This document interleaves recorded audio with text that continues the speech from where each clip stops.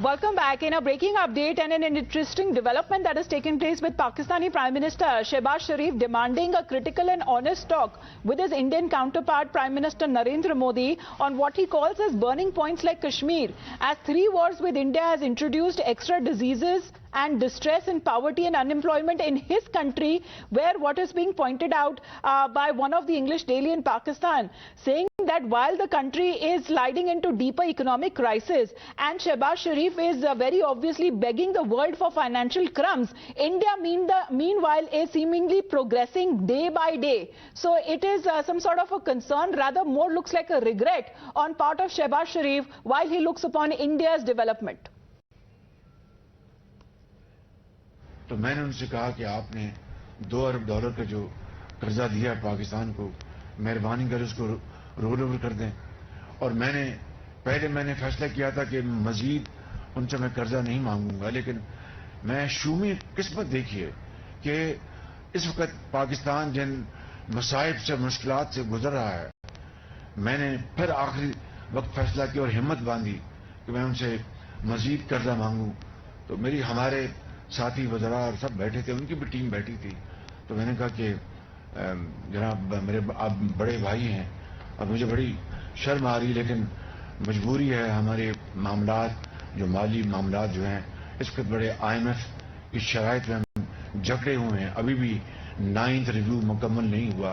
उनके शर्त है कि जनाब बिजली की कीमतें बढ़ाएं, फलां कीमतें बढ़ाएं, गरीब आदमी को हम कितना और बोझ डालें।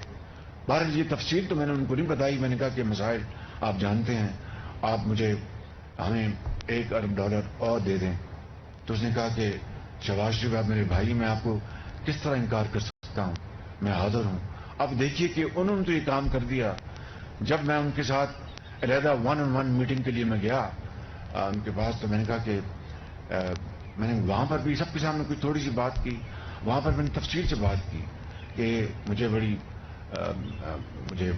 आई फील वेरी एम्बैरेस्ड कि मैं आपसे हर दफा आता हूं, कोई और आता है तो आप कहते तो नहीं, लेकिन दिल के अंदर तो आप समझते होंगे ये पैसे मांगने आ गए हैं।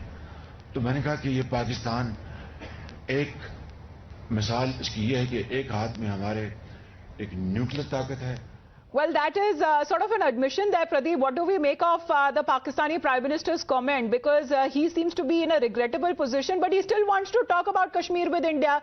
Look at your own backyard and see the kind of inflation problems that Pakistan has been facing, that he had to literally beg China for money.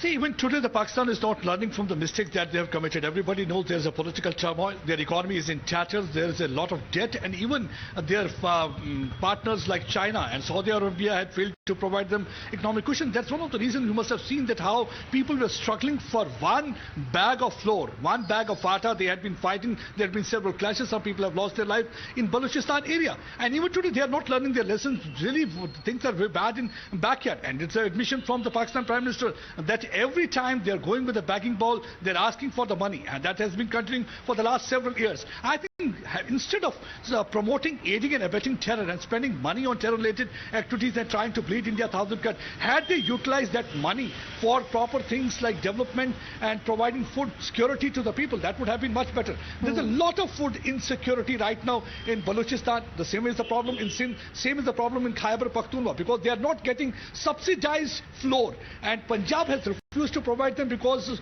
there are so many problems right now confronting Pakistan. But Pakistan is not learning this.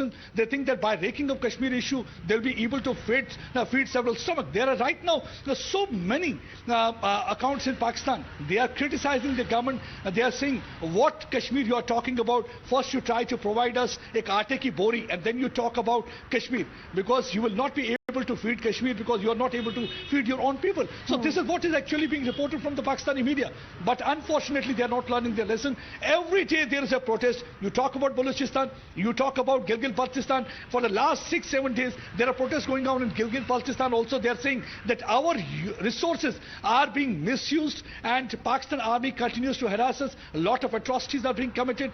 But Shehbaz Sharif is simply wearing those blinkers. He's not able to see what exactly is happening in the backyard. They will continue to aid and abet terror. They continue to promote terror, try to rake up Kashmir issue because they feel that is the only way they can stay relevant. Because whenever there are problems back home, they try to divert attention. How they try to divert attention? Either they try to push in more terrorists into this side of the border, either they try to ask the proxies to carry out attack on the Indian side, as we saw in Dangri just a few days back on the 1st of January. Idea was basically to kamala situation here and divert attention from the problem back home to tell people that we have not given up this cause. That seems to be, please stay on with us, Pradeep. We also have Mr. Ara Singh with us. Is this the regret that is showing on Shehbaz Sharif's statement, especially when it comes to the poor light that his country has always been showcasing, because the people there don't have food to eat? No, this is all a consequence of they inflating their strategic partnership with the Chinese. Now they were very hopeful that the Chinese would bail them out, given the Belt Road or the China-Pakistan economic corridor, etc. But what has happened is that the Chinese, they have BRI, with 148 countries.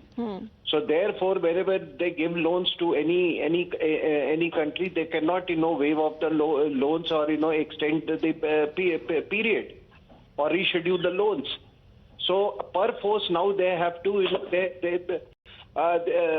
they have to turn to the West, and now of course the West is asking for its price. So there is a whole reorientation of foreign policy because of the economic dire consequences that Pakistan has pushed itself into. So that is why he's saying that he. But the issue here also, Mr. Singh, is that despite that he is seeking talks with India on Kashmir issue. I mean, he has now been saying that he wants a critical and honest talk with Prime Minister Narendra Modi on burning points like Kashmir. That remains to be seen how it progresses from here on, because India has been very clear in saying that terror and talks cannot go hand in hand. Thank you very much, Mr. Ara Singh, and to you, Pradeep, as well.